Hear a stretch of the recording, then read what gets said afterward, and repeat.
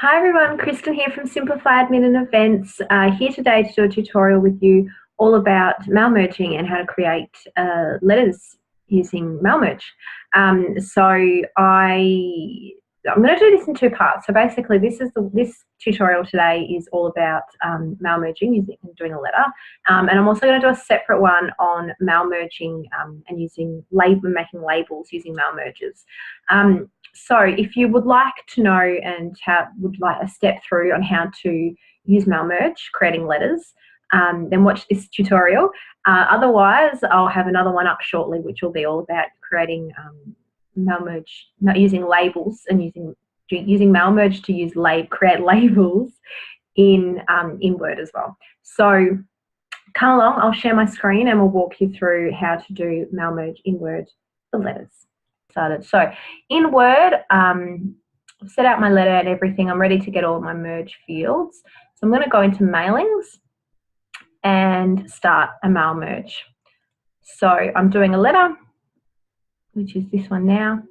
I'm going to select my recipients. You've got two ways of doing this. You can either type a list straight in Word, which basically this Word document will then hold those people in there, or you can use an existing list that you have somewhere else, like an Excel spreadsheet, which I have for this example today.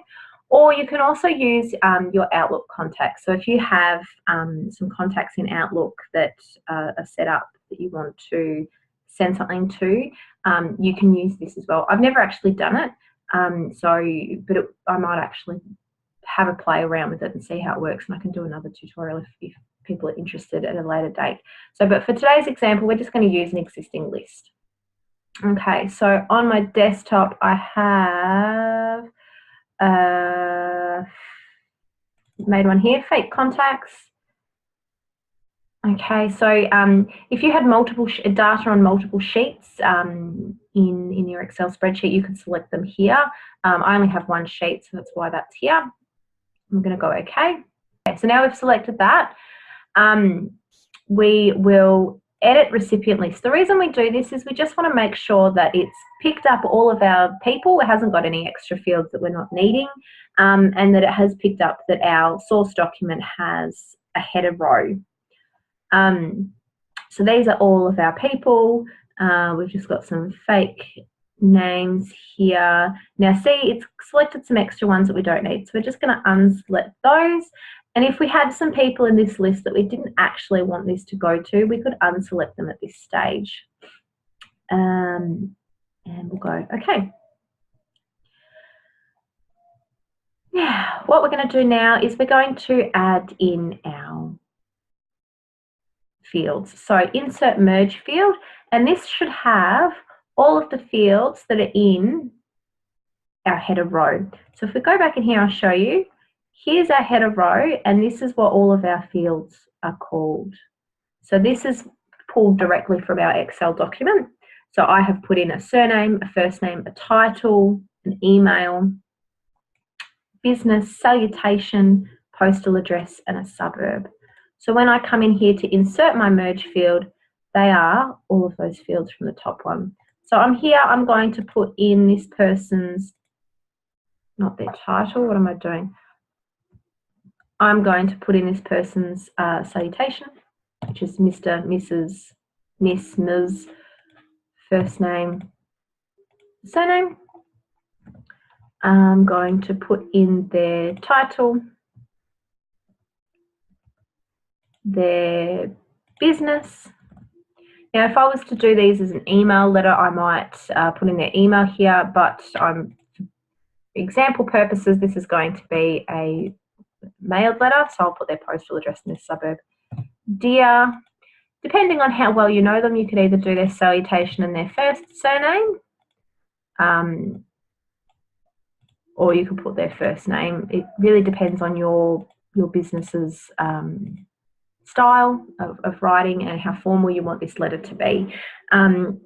Generally speaking, to make them more personal, especially if you're going to post them, you would put their salutation and their surname, and then when you're printing them and signing them, you would cross that out and handwrite their first name for a more personal touch. But it really does depend. It's completely up to you how you would address them. and also the industry you're in as well and how formal you need to be. So that's basically how we've selected all of our fields for our people. Everything else is just blanket text. But otherwise, you could have insert merge fields into here. I will give a word of warning that when you are dragging information from a merge field, that merge field doesn't have spell checker applied to it. So if you were to start typing straight directly after a merge field, you may find that your spell checker won't pick up any errors.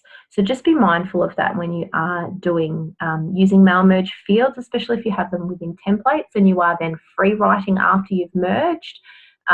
Just to double check your spelling, because it may not, the spell checker may not automatically pick up any typos. So now that we have our merge fields all ready to go, what we're going to do next is we can preview our results. So here it is showing us all of these results. This is the 4th entry here. We can tab through all of our entries and it's all changing in there and showing us all of their details. If we're ready to to merge this, if we're ready to go, we can just go finish and merge. We can either send these straight to the printer, so we won't see a final document, it will just print them off. We can edit individual documents, and what that'll basically do is that will create a whole new Word document with all of these as separate letters within that document. So we have, I think there's 18 contacts in here. We would have 18 Word pages in a separate Word document when we did edit individual documents.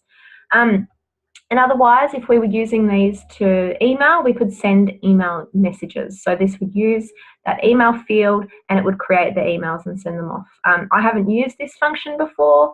I much prefer to, if it's a letter, a formal letter, to merge them, PDF those documents, and then sign them, print them, sign them, PDF them, and then send them as an attachment with a cover letter, just for cleanliness and have a more formal approach. Otherwise, you could use this to send email messages.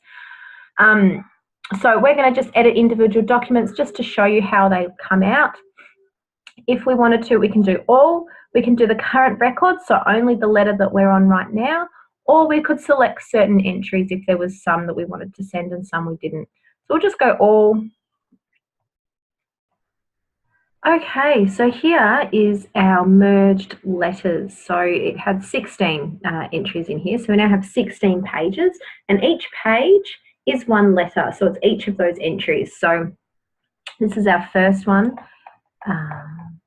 second, third, and you'll see that the person's details are different on every letter. So each one is a different contact in that spreadsheet, and we have 16 pages here.